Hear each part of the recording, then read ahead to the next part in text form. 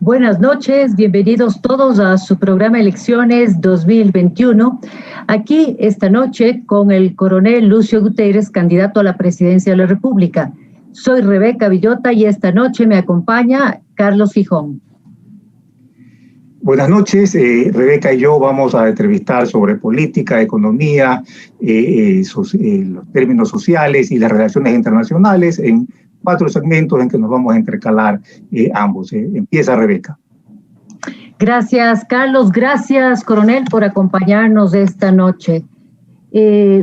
¿Dispuesto usted a recuperar lo que perdió hace varios años cuando le destituyeron de la presidencia de la República, coronel?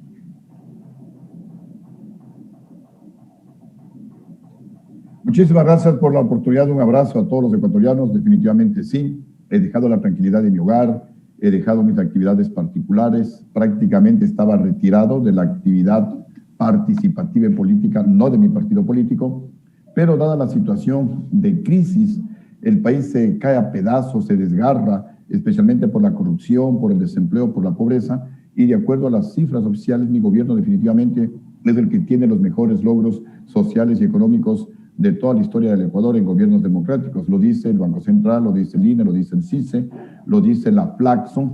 Y entonces, pues, tomado después de alguna insistencia, tampoco es que me han rogado, pero me han insistido, hemos reflexionado, y definitivamente, pues, a pesar de las dificultades, a pesar de que es un reto muy difícil, me enfrento a gente que tiene muchísimo dinero, gente que se gasta millones de dólares mensuales en la campaña electoral, en propaganda a través de las redes sociales. Sin embargo, pues yo le estoy diciendo al pueblo ecuatoriano que si el pueblo quiere un cambio positivo, pero radical, ahí está Lucio Gutiérrez. Si el pueblo no quiere cambios, que todo siga como está, bueno, pues hay 15 opciones.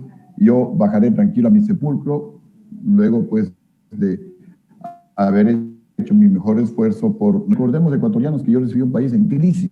Coronel, ¿qué le hace suponer a usted que podrá alcanzar la presidencia de la República luego de que usted fue destituido por un levantamiento de la población? La población no estaba contenta con su gobierno, lo destituyó, usted huyó en un helicóptero y en muy malas condiciones, podemos decirlo así, después de muchos errores que fueron cometidos durante su gobierno.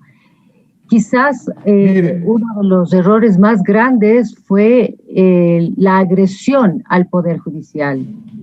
El nombramiento de la Pichicorte, que trajo como consecuencia el sobreseimiento de todos los juicios que tenía en ese momento el expresidente Abdalá Bucaram.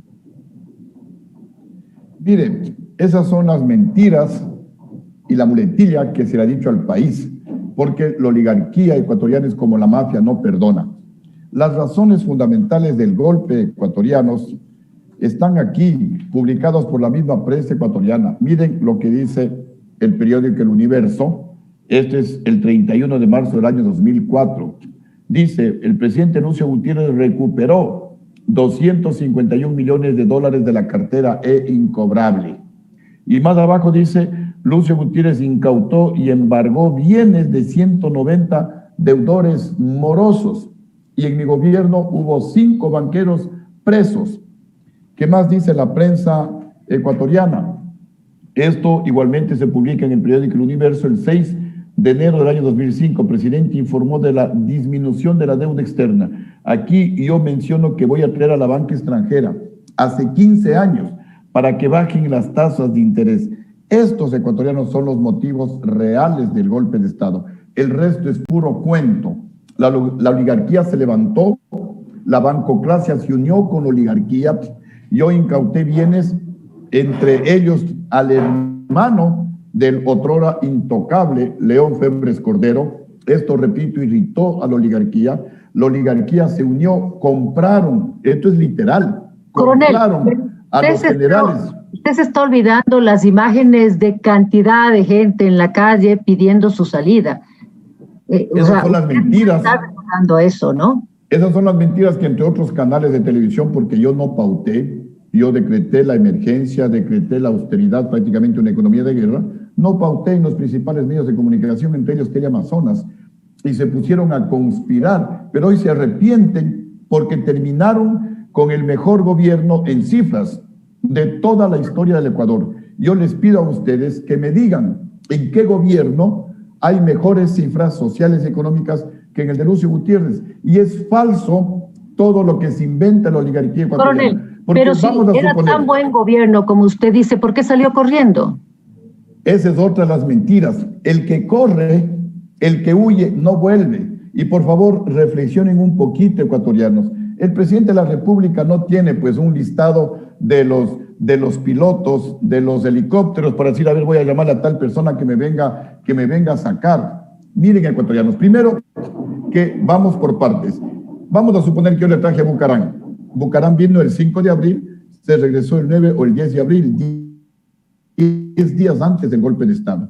La Pichicorte la nombraron en diciembre del año 2004 y el propio Congreso la cesó el 15 de abril del año 2005, 5 días antes del golpe de Estado. Como dice el pueblo, muerto el perro, se acabó la rabia.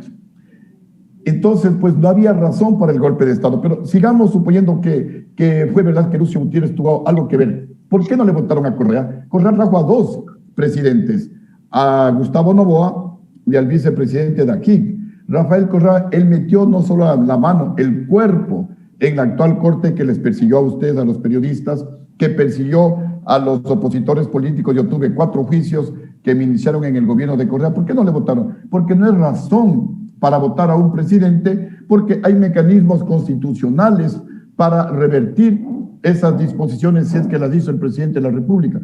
¿Por qué no le votaron a Lenín Moreno que le trajo a Bucarán? Y se dice que le dio parte del gobierno, se dice que le dio las eléctricas. Coronel, a ver, estamos hablando de su gobierno, no del gobierno de Lenín Moreno.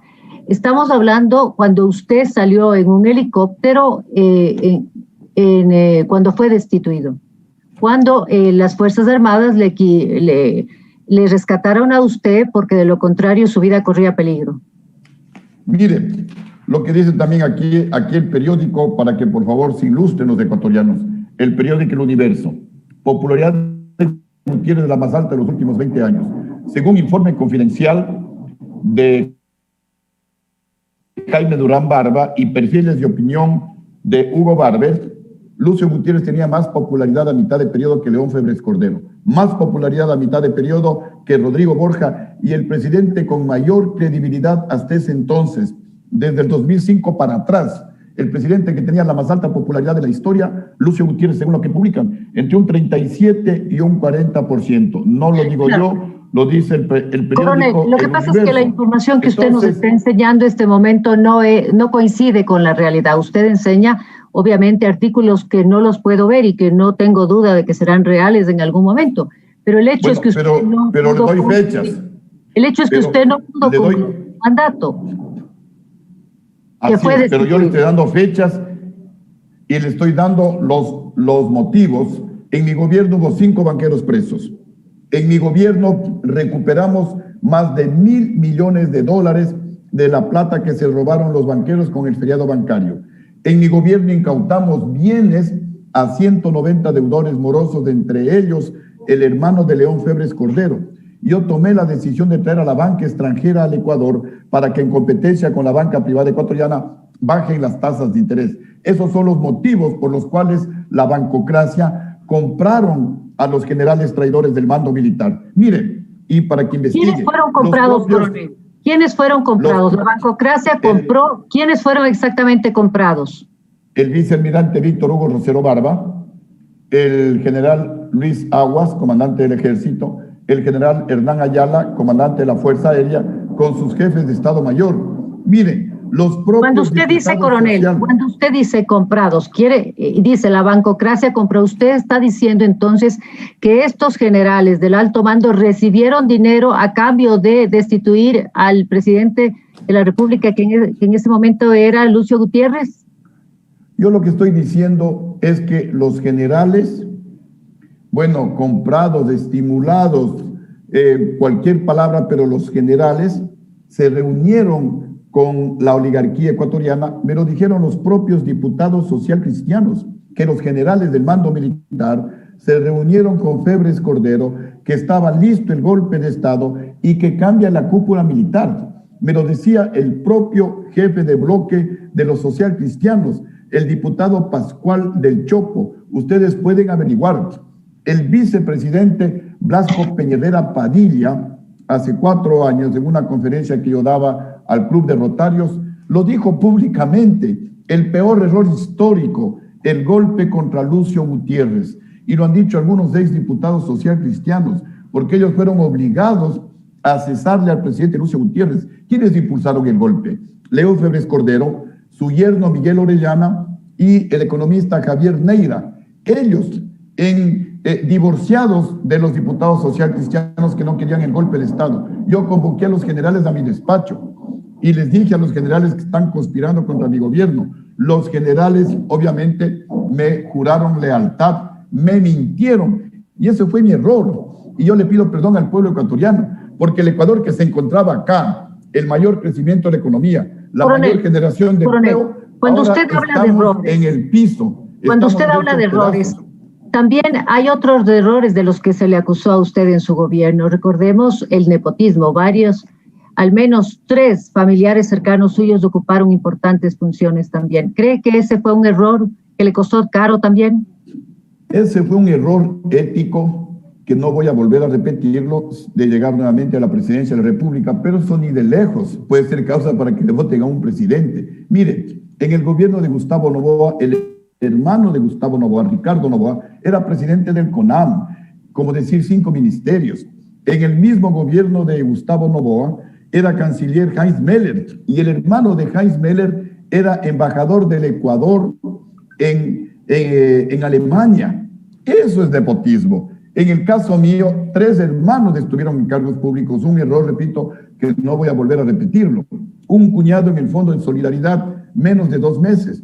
Una hermana en el Banco del Estado como secretaria, menos de 2 meses. Y otra hermana, cerca de 2 años, en el consulado del Ecuador en Argentina, pero no de embajadora. Entonces, lo que pasa que cuando un hombre del pueblo comete esos errores, ese es un error, lo magnifican. Pero cuando es la oligarquía los que cometen pecados 10 veces mayores, la prensa calla. Esto es la doble moral. Por eso Correa les decía cierta prensa corrupta. Vamos, coronel, a su plan de gobierno. Usted plantea 3 cosas que son muy importantes, que serían reformas importantes para este país. Cadena perpetua, libre porte de armas y volver a la conscripción obligatoria. Sí, antes sí quisiera que me dé 1 minuto para aclarar eso de Ullón. Ecuatorianos, el 19 de abril, un día antes del golpe de Estado, los generales traidores, a través del capitán, que era médico de la presidencia, me drogaron. Esto consta en el programa 360 de Tania Tinoco, que salió hace 3 o 4 años. El periodista pregunta a los trabajadores del Palacio de Gobierno si es cierto que le drogaron al presidente Lucio Gutiérrez, y ellos dicen, sí, le drogaron. Y no permitían que nadie entre a mi dormitorio. Pusieron guardias el día anterior al golpe de Estado. No pudo entrar ni mi esposa. Querían informarme que en el Congreso tenían ya el borrador de la destitución mía y no me pudieron hacer conocer. Querían informarme que los generales estaban reunidos con los diputados para acordar cómo me iban a destituir al día siguiente y no me pudieron informar. y al día siguiente, desde las 6 de la mañana, no permitieron que uno solo de los empleados civiles del Palacio de Carondelet ingresen al Palacio de Carondelet. Me quitaron los edecanes, me quitaron la guardia, y cuando yo bajé a mi despacho, entró el jefe de la Casa Militar, un general, a decirme, señor presidente, va a venir un helicóptero para sacarlo del palacio porque le han destituido o le han cesado del cargo y tiene que salir del cargo. El general Miguel Maldonado lo saqué de mi despacho. Le dije, vea general, yo soy el presidente, esté en el palacio en donde me encuentre. Luego vino otro general, Hugo Guerrón. Coronel, le voy a interrumpir. Vamos a dejemos que termine, por favor. Es que esto es importante, porque justamente hay que aclararle al país cosas que no saben. Y me sacaron a la fuerza, me secuestraron, me hicieron un cerco en C. Esto el país no sabe. Yo tengo escrito con detalle y con pruebas en mi libro que tengo que publicar después de esta campaña electoral. Y a empellones, yo no podía moverme ni para la derecha, ni para la izquierda, ni para atrás. Me llevaron a la terraza de Carondelet. Yo les dije cuando me llevaban, generales, no sean ilusos. Tenemos en la terraza antenas, imposible que venga un helicóptero. Me contestaron, señor presidente, sacamos la semana anterior, nos ordenaron que retiremos las antenas. Yo les dije, generales, estaban complotados con el golpe. Vino el helicóptero, me lanzaron dentro del helicóptero que nunca aterrizó, porque si hubiera aterrizado, si hubieran hecho trizas las tejas de las iglesias y de los edificios aledaños que son centenarios. Luego en el helicóptero le pedí al piloto que me lleve a La Tacunga, a Riobamba, a Ambato, en donde las fuerzas militares eran leales al presidente de la República. Pero el piloto me dijo, señor presidente, tengo la orden de llevarle a usted al aeropuerto Mariscal Sucre. ¿Y a qué me llevaban allá? A que me linchen, a que me maten. ¿Cómo sabían los manifestantes que, según lo publica el periódico El Universo, habían infiltrados de las FARC, habían cubanos, venezolanos entre los infiltrados? Si era por mi seguridad, porque en ese programa 360 de Tania Tinoco, el general golpista Luis Aguas reconoce que fueron ellos los que enviaron el helicóptero a sacarle a la fuerza al presidente Lucio Gutiérrez, pero por su seguridad, dice el general. Si hubiera sido por mi seguridad, debían llevarme a una unidad militar, pues como es obvio, y no a la boca del lobo a que me maten. Entonces, ecuatorianos, ya basta de que sigan mintiendo, yo jamás huí. Y tan es cierto que no huí, que estoy aquí conversando con ustedes. Tan es cierto que no huí, que vine a la cárcel voluntariamente, como hacemos los hombres de honor, como hacemos los hombres que tenemos las manos limpias, pero en la práctica, no en el discurso. A diferencia de otros como Rafael Correa, que huyen, el honrado da la cara, el ladrón huye, ecuatorianos. Y ojalá pues ya dejemos de esas muletillas, pero yo creo que vale la pena, porque el Ecuador está desinformado, porque se le ha mentido tanto al país que Lucio huyó, que le votaron por la Pichicorte, que por Abdalá Bucarán, que el país se ha creído eso, cuando las razones son... Coronel, vamos al presente. Coronel, le voy a interrumpir, vamos a hacer una corta pausa y volvemos inmediatamente. Con todo gusto.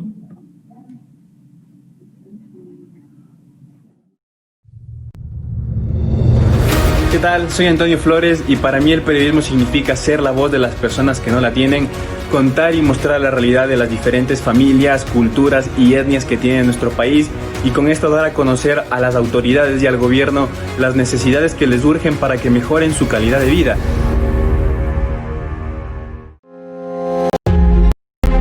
Ser periodista para mí ha significado una de las experiencias más enriquecedoras de mi vida, gracias a que por medio de esta carrera nos permite ayudar a muchas personas, contar sus historias y así enfocar temas que normalmente ayudarían a muchas personas que no tienen voz o que no son atendidos sus problemas por varias circunstancias.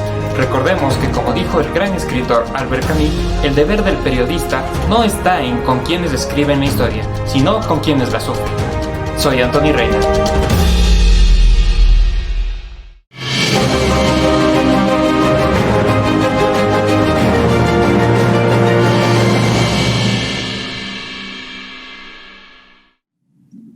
Coronel Gutiérrez, vamos ahora al presente y al futuro, a ver el futuro.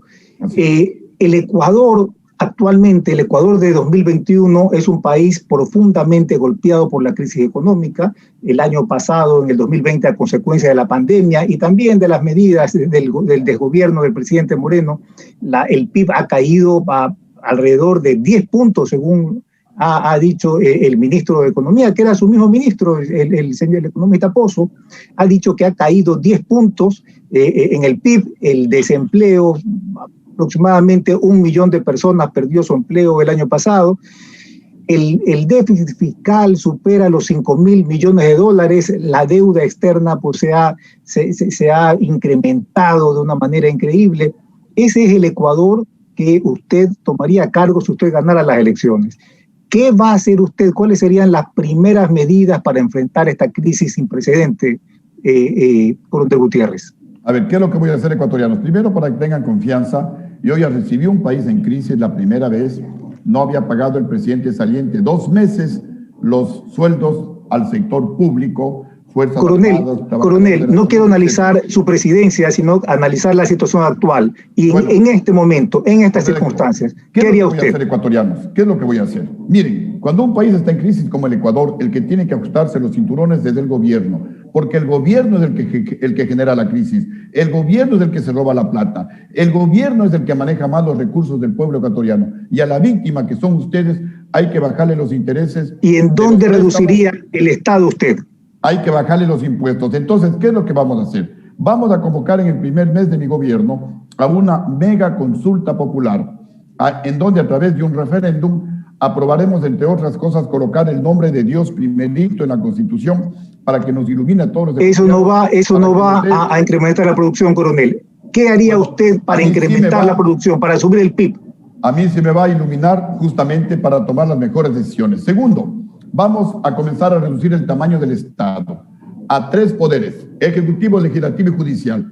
Nos ahorramos 2 poderes del Estado. Para eso necesita una reforma constitucional, porque eso no lo puede decretar usted. Eso está en la Constitución. Sí, por eso estoy diciendo que vamos a convocar a una mega consulta popular para a través de un referéndum hacer todas estas reformas constitucionales. Vamos a reducir drásticamente el número de asambleístas a 57. Habrá 2 asambleístas por cada provincia, más un asambleísta por cada 1.000.000 de habitantes, total 57 diputados. Para mantener la estabilidad laboral de los servidores públicos, vamos a bajar los mega sueldos de la burocracia dorada a $3.000. Nadie podrá ganar más de $3.000, ni el presidente, ni los asambleístas. Los sueldos de 2.900 hacia abajo permanecen inalterables. Con esto nos vamos a ahorrar más o menos $2.000 millones. Vamos a fusionar las gobernaciones con las prefecturas para no mandar a nadie a la calle. Voy a tratar de mantener, yo sé que el gobierno es obeso, yo tenía 270.000 empleados públicos, hoy bordean 650, 700.000 empleados públicos, pero no podemos mandarles a la calle porque sería un caos terrible por el desempleo que existe. Coronel, pero ¿cómo va a reducir el tamaño del Estado manteniendo el mismo número de burocracia? Bajando los sueldos. Y ya le voy a seguir explicando cómo es lo que vamos a hacer. O sea, usted sostiene que bajando los salarios, bajando los sueldos a no más de 3.000, ¿se van a ahorrar $2.000 millones?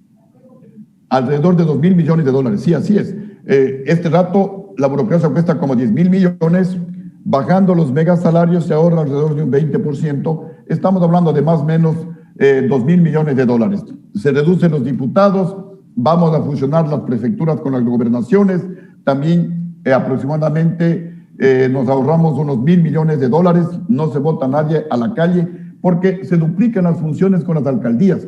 Esto es un caos, no se sabe hasta dónde va la responsabilidad de los prefectos y hasta dónde la responsabilidad de las alcaldías. Entonces, eliminamos y con la gente que trabaja en las prefecturas va a fortalecer a las gobernaciones para realizar un control adecuado en la construcción de obras en la provincia, más o menos $1.000 millones, con los 2.000 que nos ahorramos ya van $3.000 millones. Vamos a eliminar el financiamiento que realiza el Estado ecuatoriano a los partidos políticos, ahí nos vamos a ahorrar algunos cientos de millones de dólares, vamos a eliminar las pensiones vitalicias, no nos vamos a ahorrar mucho, pero en todo caso no se ahorrar mucho, así es. Es un mensaje adecuado que se manda al país y vamos a aprobar toda la normativa para cambiar las leyes. Le vamos a convertir al Ecuador en un centro financiero, logístico y tecnológico internacional. Yo tomo como modelos a Panamá en Centroamérica. Perdóneme que lo interrumpa. En el asunto de la reducción del gasto, ¿usted eliminaría el subsidio a los combustibles? ¿Usted es partidario de reducir, eliminar el subsidio de los combustibles?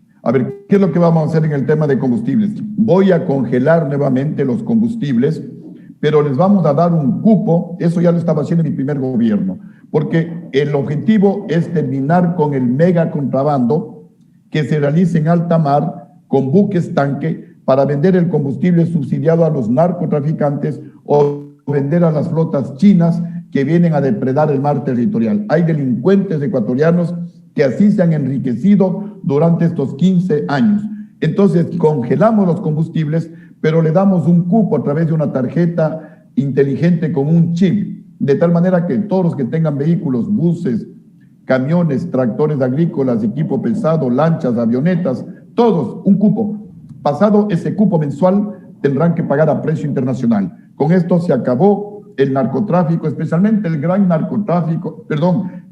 contrabando, que es el que a mí como presidente me preocupa. No el pequeño contrabando que para subsistir tanto en Huaquillas como en Tulcán pasan un tanque de gas o pasan una caneca de 5 galones, aunque todo eso se va a acabar. Pero Coronel Gutiérrez, ¿usted es partidario de incrementar los ingresos al fisco vía incrementar la producción petrolera? Por supuesto. Miren, en mi gobierno nosotros dejamos la producción de petróleo en 550,000 barriles. Miren, ecuatorianos, aquí en rojo, yo me hice cargo con 370,000 barriles diarios de petróleo. Incrementamos a más de 560,000 barriles diarios de petróleo. Vino el gobierno de Correa ineficiente, incapaz, mediocre, y bajó la producción a 400,000 y pico, cuando la proyección era llegar a 1 millón de barriles diarios de petróleo. Eso significa incrementar la frontera petrolera, ampliar el sector territorial que está dedicado en este momento a la extracción de petróleo. Sí, porque miren, ecuatorianos, hace 15 años el Ecuador producía más de 550,000 barriles diarios de petróleo, pero han sido tan ineficientes que ni siquiera pudieron mantener la producción que yo la tenía. Y este rato no llegamos ni a 500,000 barriles diarios de petróleo. Entonces, no solamente que tengo mayor crecimiento de la economía, no solamente que tengo la mayor reducción de la pobreza de toda la historia, no solamente la mayor inversión extranjera de toda la historia, sino también la mayor producción petrolera de toda la historia. Por el amor de Dios, ecuatorianos, algo de bueno debe haber tenido el gobierno de Lucio Gutiérrez, que mis logros no los han podido igualar. Coronel Gutiérrez,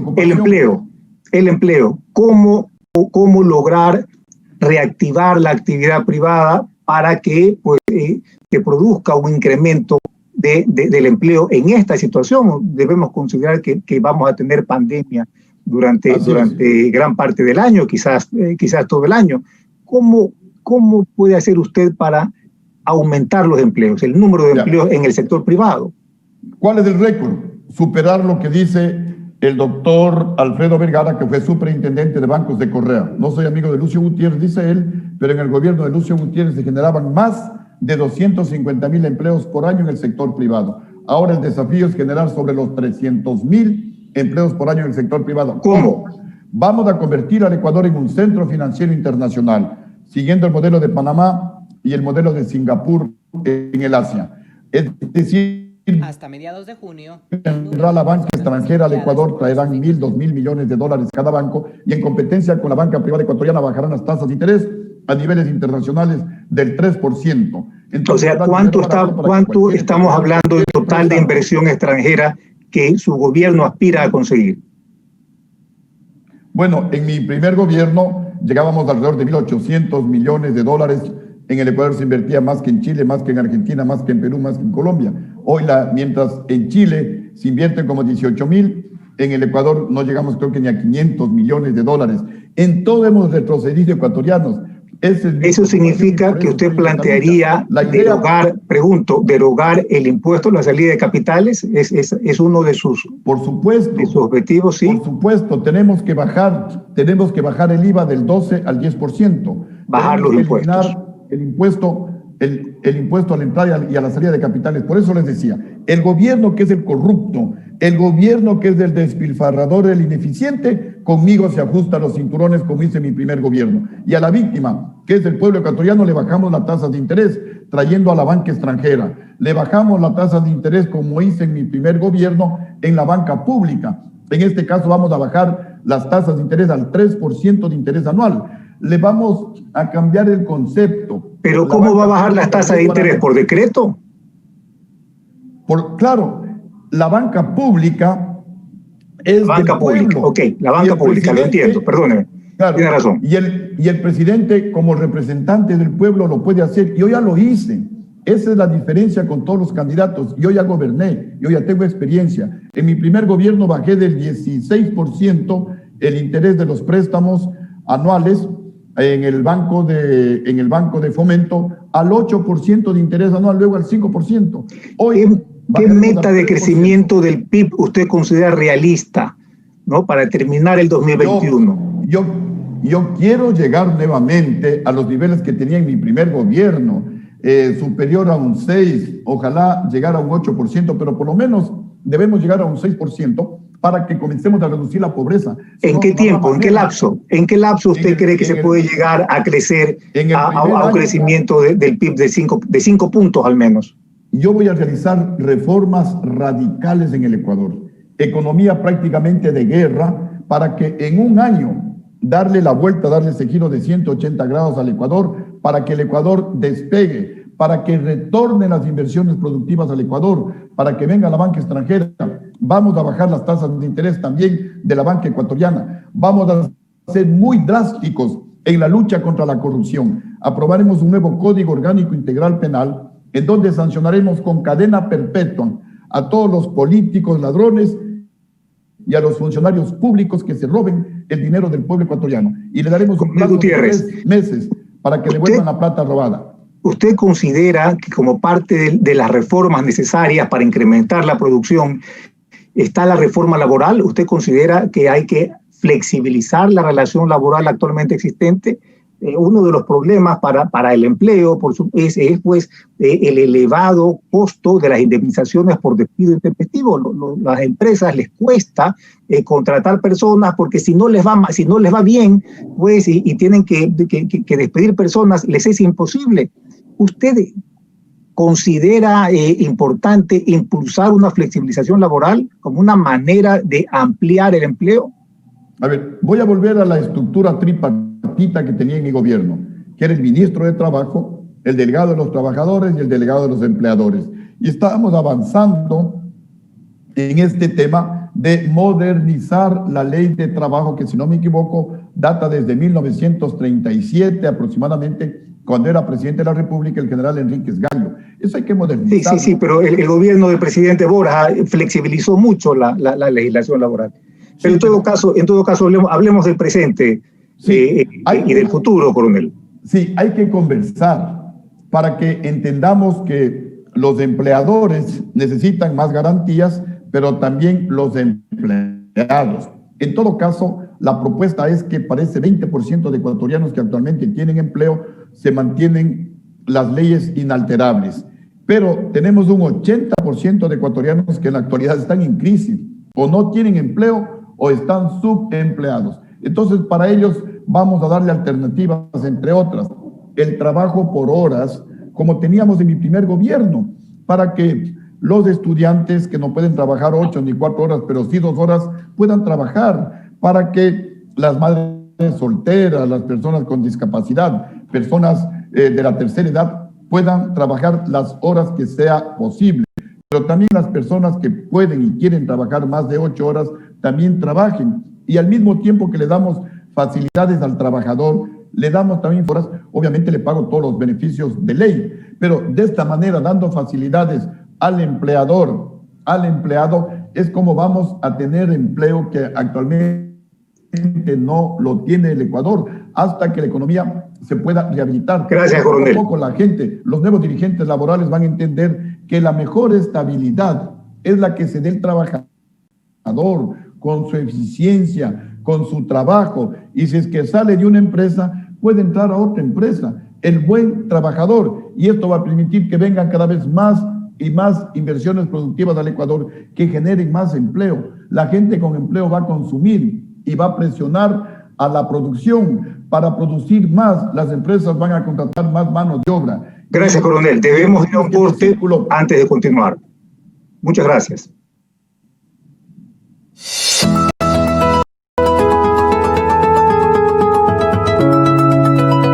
En tiempos de mucha información es necesario verificar todo lo que compartimos. Las noticias falsas se alimentan de la desinformación generalizada, puesto que la tecnología fácilmente lo viraliza. En la actualidad vivimos en el mundo de la era digital, en donde podemos encontrar desinformación en todos lados. No se trata de convencer al usuario, sino que se trata de mostrar todas las aristas sobre un tema y que sea la audiencia la que genere su propio criterio. La capacitación de los alumnos como verificadores ha sido crucial para la carrera de periodismo. Lo que queremos es inculcar en los alumnos el hábito de pasar toda la información por un filtro previo de investigación y de verificación. Esto es básico para el quehacer periodístico, y el momento en que ellos adquieren práctica en hacerlo, pues no colaboramos con el ambiente de desinformación que hay en redes sociales, que hay en general en las plataformas digitales.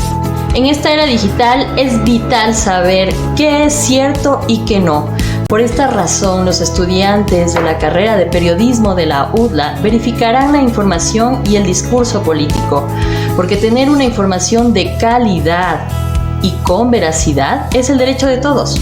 En las capacitaciones de fact-checking aprendí a verificar la información que se publica en los medios. ¿Qué es mentira o qué es engañoso? Para de esa manera poder llevarles a ustedes como sociedad toda la información. How do we know what's true and how do we know what's false? This is what fact-checking journalism is all about.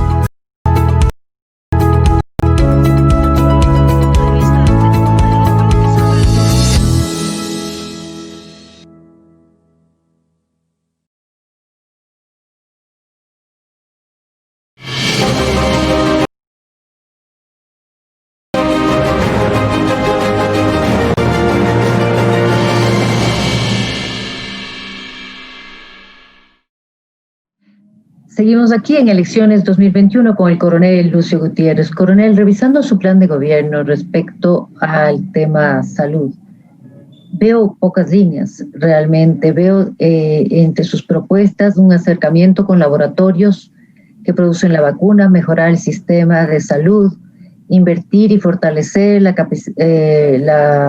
capacitación y operación de centros hospitalarios. Me parece poco considerando la época en la que estamos viviendo este momento, ¿no? Quizás el problema más grave es la pandemia, que ha afectado sin duda, ¿no?, el ámbito económico, el ámbito social, pero la salud de los ecuatorianos. Por eso mi comentario respecto a lo que usted ha planteado en su plan de gobierno. Sí, justamente el pueblo ecuatoriano. Y le vamos a poner mucho interés en vacunar a todos los ecuatorianos en el menor tiempo posible. El objetivo es volver a la normalidad, igualmente lo más rápidamente que nos sea posible, porque si no volvemos a la normalidad no podemos reactivar al país, no podemos reactivar la economía, y la economía se nos puede quebrar. Ya tenemos el 80% de la población ecuatoriana que no tiene trabajo, entonces no podemos continuar en esta situación de incertidumbre. Así que el objetivo fundamental, como lo ponemos ahí, será adquirir vacunas que no generen efectos secundarios a los ecuatorianos y garantizar la vacuna, repito, a todos los ecuatorianos. ¿Cuántas vacunas? ¿Cómo adquiriría usted estas vacunas? ¿Le parece correcto lo que se está haciendo en este momento por parte del gobierno, que solo sea el gobierno el que esté comprando las vacunas y que no se deje un espacio al sector privado? Eso es irresponsable. ¿Cómo pueden tener 86,000 vacunas, por el amor de Dios? Somos 17 millones de ecuatorianos. Aquí hay que garantizar la vacuna para inmunizar a todo el país en el menor tiempo posible. Las vacunas están costando alrededor de $10, es decir, si son 2 vacunas, estaríamos gastando alrededor de $20. En 15 millones de ecuatorianos, estaríamos pues gastando 2 por 5, 3, 2 por 1, 2 por 5, 10, 2 por 1, 2, ¿cuánto sale unos? A ver, vamos aquí a hacerla exactamente. Tenemos, vamos aquí, para los 17 millones, $20, 2 por 7, 14, 2 por 1, 1, 3, necesitamos como 34 millones de dólares inicialmente y luego pues unos 340 millones de dólares para poder vacunar a toda la población ecuatoriana, porque es que hay que hacer el esfuerzo para garantizar la vacuna, repito, a todos los ecuatorianos. No pueden haber ecuatorianos de primera, ecuatorianos de segunda, y el gobierno debió prever con la respectiva anticipación, como han hecho otros países. Por ejemplo, España ya tiene prácticamente todas las vacunas para sus habitantes, y aquí en el Ecuador solamente nos hablan de 86,000 vacunas. Eso no puede ser. En una primera etapa, ¿no? Coronel, en su plan usted dice mejorar el sistema de salud. ¿Qué quiere decir con eso? Concretamente, ¿a qué se refiere? A ver, lo que se refiere es a que hay que darle el presupuesto necesario para salud. ¿Cuál es el presupuesto necesario para salud, coronel? A ver, actualmente se lo ha fijado el presupuesto para salud en 3.067 millones de dólares. Primero, hay 3.888 millones para ser exactos, ¿no? Bueno, primero hay que garantizar ese presupuesto para salud, hay que conseguir los recursos para salud. ¿Pero usted incrementaría ese presupuesto? ¿Incrementaría ese presupuesto? Por supuesto, mire. Sí, mire, y yo hablo nuevamente pues con datos, ¿no? Ojalá se pueda divisar este cuadro, que es la inversión en salud de todos los gobiernos, desde el gobierno del presidente Jaime Roldós Aguilera. Con relación al presidente Gustavo Noboa, en mi gobierno, pues, más que se duplica la inversión en salud. Ahora tenemos que hacer lo mismo, porque... Coronel, ¿a cuánto incrementaría usted el presupuesto de salud? Por lo menos, repito, garantizar lo que no se ha hecho en estos últimos gobiernos, por lo menos garantizar lo que estipula la Constitución de la República, del 4% del Producto Interno Bruto, por lo menos de eso. Es decir, estamos bordeando lo que usted mencionó, 3.800, 4.000 millones de dólares para la salud, que espero pues que bien utilizados pueden ser suficientes, porque lamentablemente el problema en el Ecuador es la corrupción. Yo voy a implementar la tecnología del blockchain, con lo cual es imposible los sobreprecios. La tecnología del blockchain funciona con inteligencia artificial, es decir, está conectada a las instituciones como el CRI, como el IES, como las mismas aduanas, y funciona también con una inmensa base de datos en donde están los precios de todos los productos que se compran y se venden en el Ecuador y en el mundo. Con lo cual es imposible que pueda haber sobreprecios en la compra. Hemos visto en épocas de pandemia uno de los serios problemas que también afecta a la seguridad social. Los hospitales del seguro social han sido afectados también por lo que usted acaba de mencionar, por la corrupción. Muchos plantean como una de las alternativas que podría ser tomadas de este momento, privatizar la seguridad social. ¿Qué opina usted al respecto? No, yo lo que propongo es lo siguiente. En esta mega consulta popular, aprobar una nueva ley para las instituciones de seguridad social del país. En esa nueva ley aprobaremos, pues, obviamente, la nueva ley para el Instituto Ecuatoriano de Seguridad Social, en donde se terminó que el IES siga siendo una caja chica de los gobiernos de turno o un botín político también del presidente de la República. Pues el presidente ya no tendrá delegado ante el IES. Coronel, una respuesta exacta. Entonces, ¿usted no está de acuerdo con la privatización de la seguridad social? No. Una cosa es que haya la posibilidad, como existe actualmente, de una seguridad social paralela, si cabe el término, pero lo que tenemos es que mejorar, hacerle más eficiente a la seguridad social que actualmente tiene el Ecuador. ¿Y cómo lo vamos a hacer más eficiente?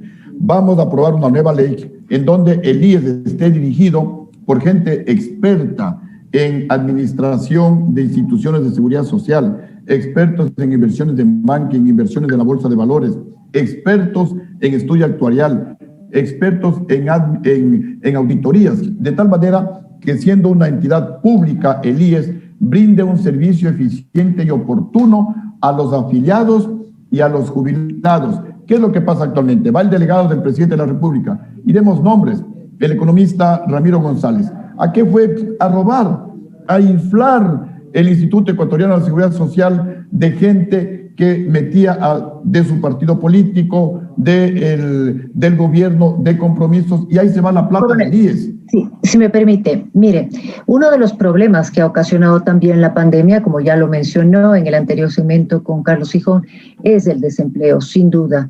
Usted ha planteado el desempleo que hoy vemos, que también el desempleo y un incremento de la delincuencia. Usted plantea frente a esa situación dos asuntos concretos: cadena perpetua, por un lado, y por otro lado, cadena perpetua para los delincuentes, y por otro lado, que los ciudadanos tengamos la capacidad de portar libremente las armas. ¿Usted cree que esa es la solución al problema que vivimos en este momento? A ver, yo, como les he dicho varias veces a los ecuatorianos, si llego a ser presidente del Ecuador, yo no voy a ser un presidente florero, yo voy a ser un presidente que tome decisiones y cambios radicales en el Ecuador, un giro de 180 grados a la situación del Ecuador. Y el principal problema que tenemos en nuestro país es la corrupción. Ecuatorianos, cuando el presidente no roba, ni deja robar a sus ministros, la plata alcanza para todo, por el amor de Dios. Pero cadena perpetua, entonces, solo para... Cadena perpetua tiene que ser para todos, no solo para los funcionarios públicos, sin duda. La cadena perpetua para los políticos ladrones y para los funcionarios públicos que se roben el dinero del pueblo ecuatoriano. Yo hablo del sector público, porque cuando se roban la plata del sector público afecta a todos los ecuatorianos. Los que se roben en la parte privada afecta a un determinado grupo, a un grupo pequeño. Ellos seguirán con la justicia normal, pero yo voy a los delitos contra la administración pública, porque se robaron la plata en el gobierno de Correa. Muy bien. Y en cuanto a la libertad para portar armas, coronel. A ver, he hecho una investigación de la gente que tenía permiso para portar armas en mi primer gobierno y nadie la mal utilizó para asaltar a alguien, para herir a alguien, para matar a alguien. El sicariato era prácticamente cero y los niveles de delincuencia eran tolerables. Entonces, con esa buena experiencia es que nuevamente hoy yo le propongo al país volver a la ley para portar armas con los mismos requisitos. Primero, las personas que tienen posibilidades de ser asaltadas. Esto no es para todo el mundo. Segundo, las personas que demuestren que tienen un equilibrio mental con un examen psicológico. Tercero, las personas tienen que ser capacitadas en el uso de armas por las Fuerzas Armadas y la Policía Nacional. Cuarto, tienen que estar sujetas al permanente control de Fuerzas Armadas y la Policía Nacional. Y quinto, tienen que renovar los permisos cada año. No es para todas las personas, no es como en los Estados Unidos, en donde cualquier persona puede comprar un fusil, puede comprar si quiere un misil. Aquí no, aquí son armas para defensa personal, para disuadir a los sicarios que hoy actúan con total ventaja. Eso no puede ser. No podemos tener a los ecuatorianos. Gracias, coronel. Hacemos una nueva pausa. Ser periodista para mí ha significado una de las experiencias más enriquecedoras de mi vida, gracias a que por medio de esta carrera nos permite ayudar a muchas personas, contar sus historias y así enfocar temas que normalmente ayudarían a muchas personas que no tienen voz o que no son atendidos sus problemas por varias circunstancias.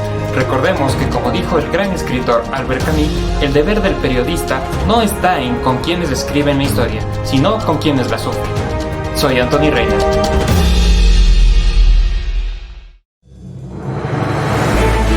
Para mí el periodismo es la oportunidad de contar historias, de mostrar realidades, de investigar, y es también la herramienta para visibilizar injusticias.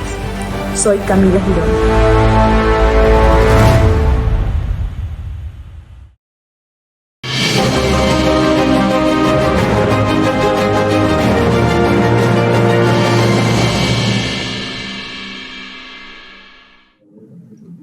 Coronel Gutiérrez, el mundo ha cambiado desde que usted fue presidente de la República.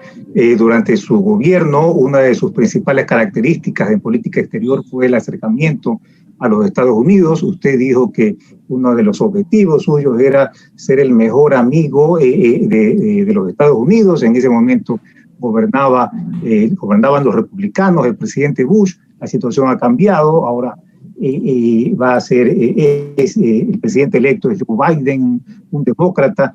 Si usted fuera presidente, ¿volvería a intentar que el Ecuador sea el mejor amigo de los Estados Unidos? ¿El mejor aliado?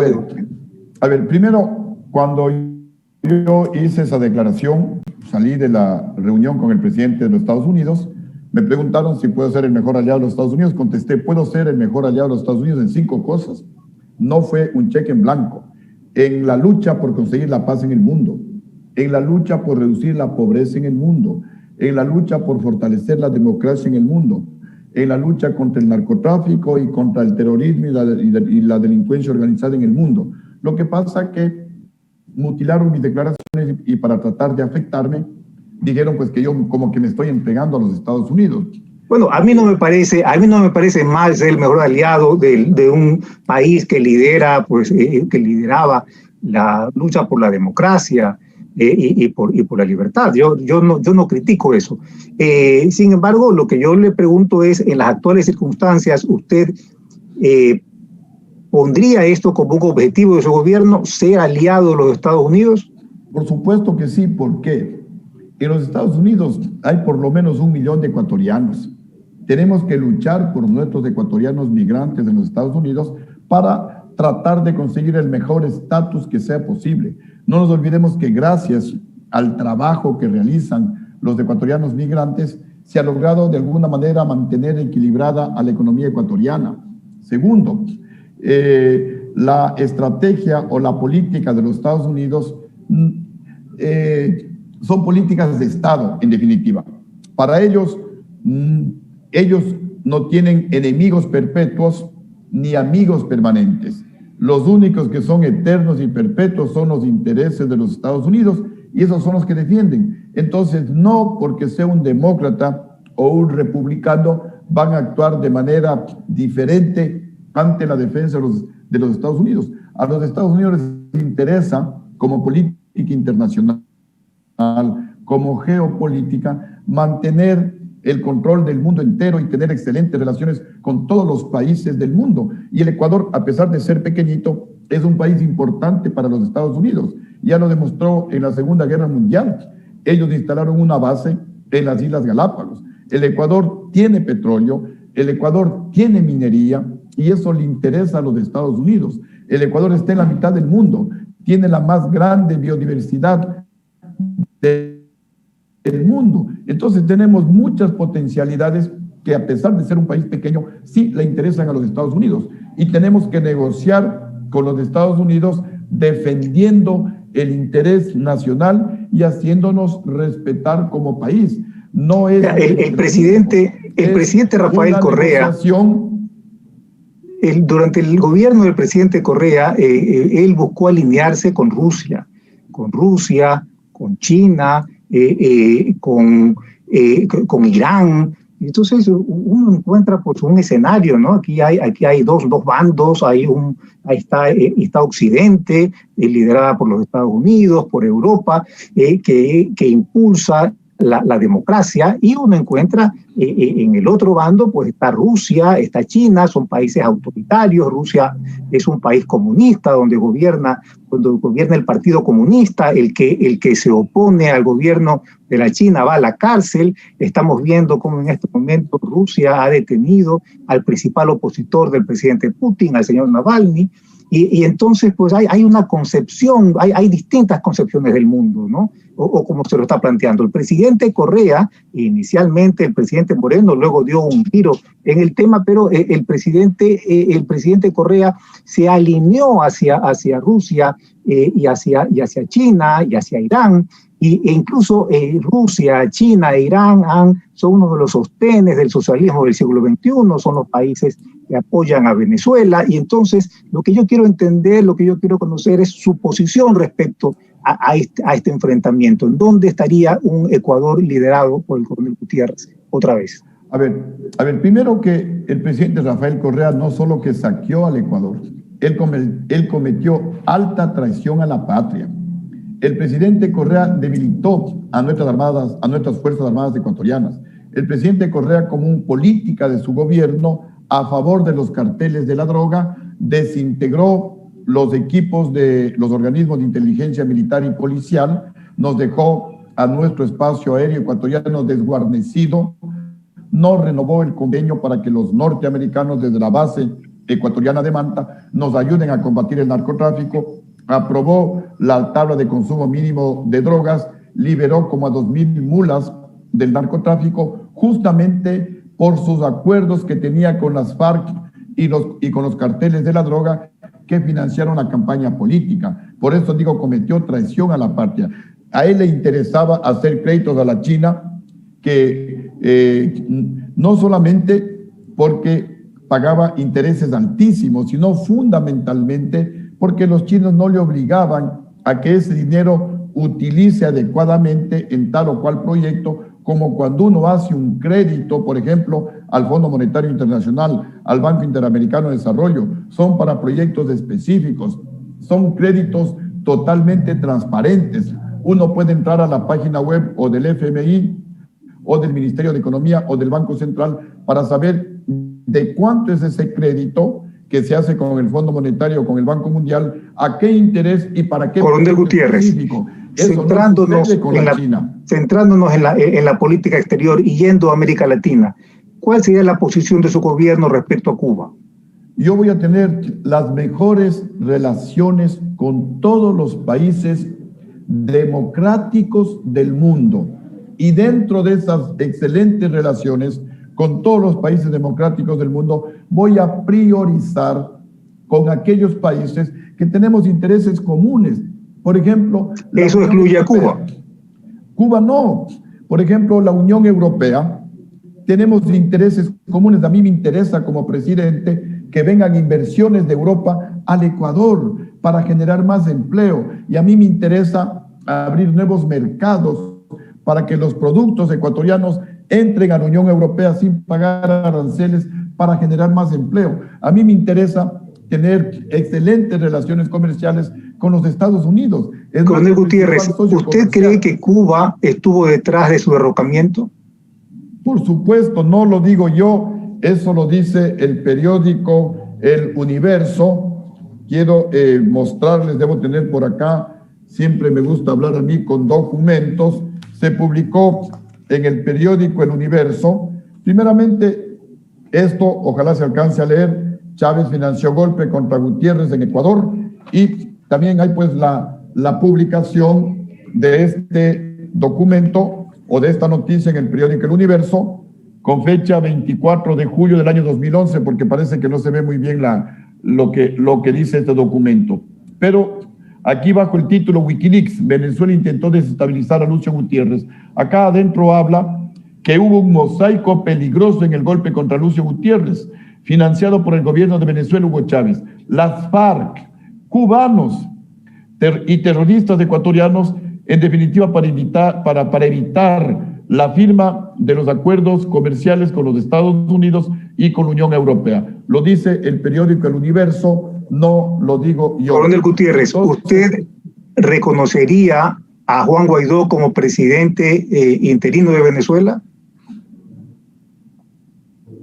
A ver, primero pues lo que no reconocería es al presidente Maduro, porque no ha sido electo de manera democrática. Segundo, yo estaría entre los países y si es posible propondría y si es posible lideraría acciones concretas que lleven a que Venezuela vuelva a ser un país democrático, para que los venezolanos que están sufriendo y causando problemas a los países latinoamericanos regresen a su país de origen, a que trabajen, a que recuperen la democracia, a que recuperen la economía en su país.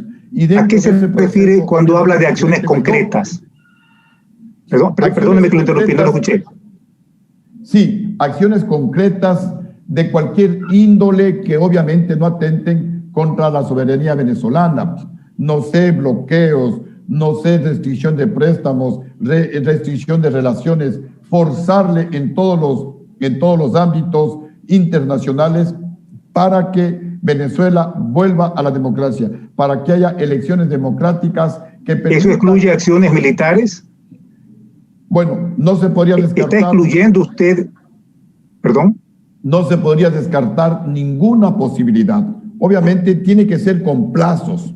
Decir, no sé, a ver, en 6 meses tienen que haber elecciones democráticas en Venezuela. Si no las hay, bueno, pues para algo tenemos los diferentes organismos en la misma Organización de Naciones Unidas, en la misma OEA. Hay la Carta Democrática. ¿Para qué sirve? No solamente para que esté en el papel, sino tiene que aplicarse, porque justamente tenemos a un país hermano que está sufriendo y que nos está ocasionando problemas al Ecuador. Aquí la gente se queja de que los hermanos venezolanos son contratados a mitad del sueldo del salario mínimo vital, y los ecuatorianos se sienten en desventaja, se sienten desplazados, y eso genera mayor desempleo en nuestro país.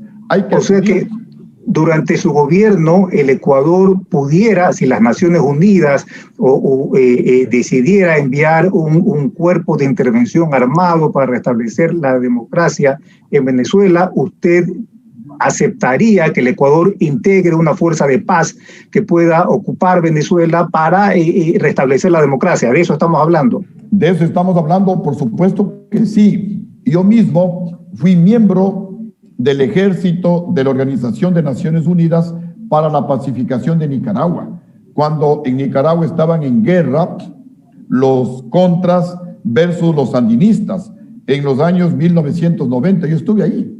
Pasé como año, 2 meses aproximadamente, y se logró la pacificación con ejércitos de todo el mundo, de la India, de Irlanda, de España, de Canadá, de Brasil, de Ecuador, de Venezuela, que estuvimos ahí, de Suecia, colaborando para que finalmente pues la paz se dé en la hermana República de Nicaragua. La paz es invalorable y tenemos que hacer todo lo posible porque vuelva la paz a Venezuela. Ese país otroramente rico, los ecuatorianos y varios latinoamericanos iban a Venezuela en busca de trabajo. Y ahora, qué pena, cómo se encuentra Venezuela. Y déjeme decirle algo, hace 15 años, y cuando Chávez quería más bien reclutarme a mí para que yo implante en el Ecuador este modelo totalitario, corrupto del socialismo chavista del siglo XXI, yo le decía a Venezuela, yo le decía al presidente Chávez, recapacita, Hugo, que estás actuando mal. Si tú continúas como estás, los que van a sufrir son los pobres de Venezuela. Coronel Gutiérrez, ¿usted llegó a hablar con Chávez sobre ese tema?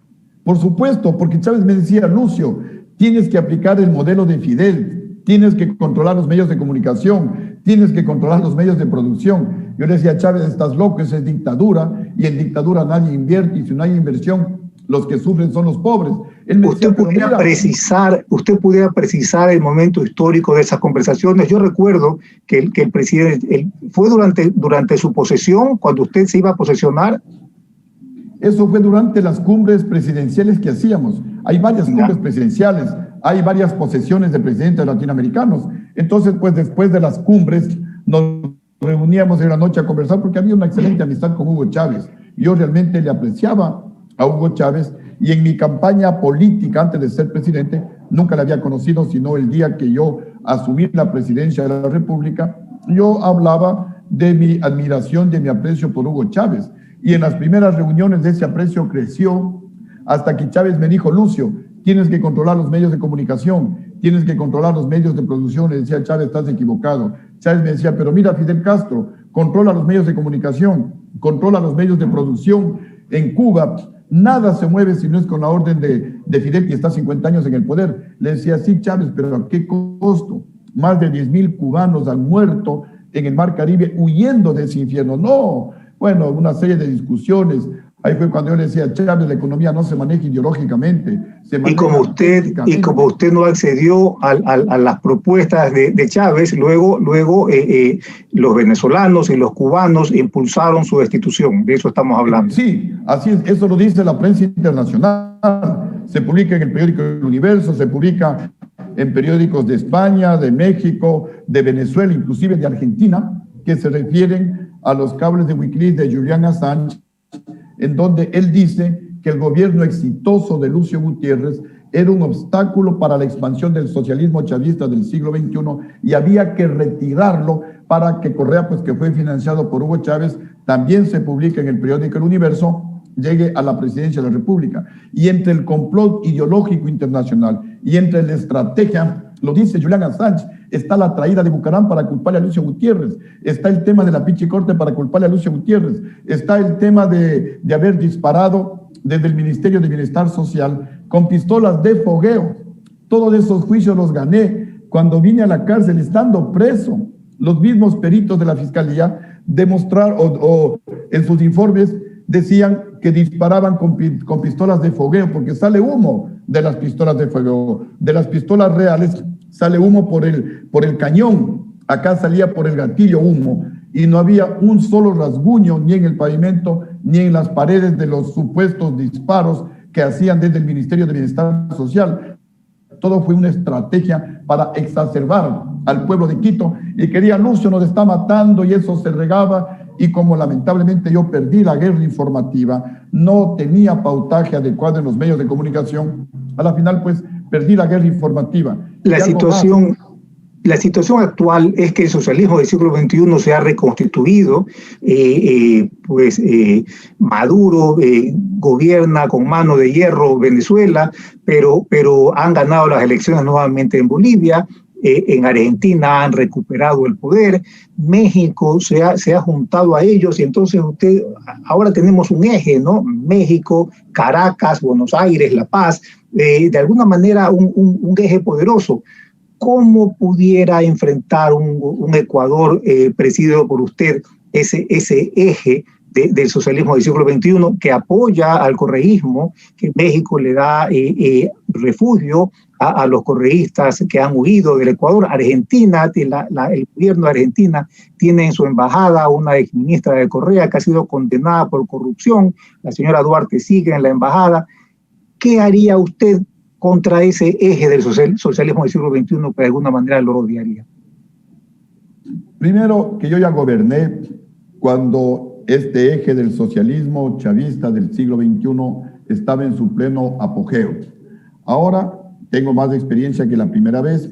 Ahora ya no hay generales que son más antiguos que yo y que fueron fácilmente manipulables por la oligarquía ecuatoriana de la época ciega, que no se dio cuenta de lo que estaba haciendo. Yo les decía, el error que hoy están cometiendo, ojalá pues que no le cueste dolor y sangre y lágrimas de los ecuatorianos, pero a veces la oligarquía es ciega y impulsó desde adentro, no sé si en acuerdo con Hugo Chávez o cada uno actuó por su cuenta, y de alguna manera pues convergieron las fuerzas tanto del exterior como internamente y terminaron con el gobierno de Lucio Gutiérrez, pero fue porque los generales del mando militar eran más antiguos que yo. Yo era un coronel nuevito, jovencito, que me cuadraba y le decía mi general, y de pronto yo llegué a ser presidente, y ahora pues los generales tenían que cuadrarse ante el coronel, que ya no era solamente el coronel, era el presidente de la República, era el comandante en jefe de las Fuerzas Armadas, pero eso los generales no lo pudieron digerir, no lo aceptaron, y por eso fueron fácilmente manipulables. Ahora esa situación ya no se da, porque todos los generales son menores que yo. Ya esa situación pues ya no se va a dar, de eso de que como soy más antiguo, entonces yo no me puedo cuadrar ante un coronel. Son etaras que existen en algunos generales. No, bueno, debemos concluir, coronel Gutiérrez, tenemos ya más de una hora. Quiero agradecerle mucho las revelaciones que ha hecho. Estoy aquí con Rebeca. Muchísimas gracias, coronel. Damos por terminada la entrevista en este momento y les decimos al público que el resto de días vamos a tener uno a uno a todos los candidatos a la presidencia de la República. Buenas noches, coronel. Rebeca, buenas noches. Buenas noches, coronel. Gracias. Buenas noches, Carlos. Gracias por acompañarnos esta noche. Gracias. Hasta mañana. Muchísimas gracias, muy gentiles. Hasta mañana.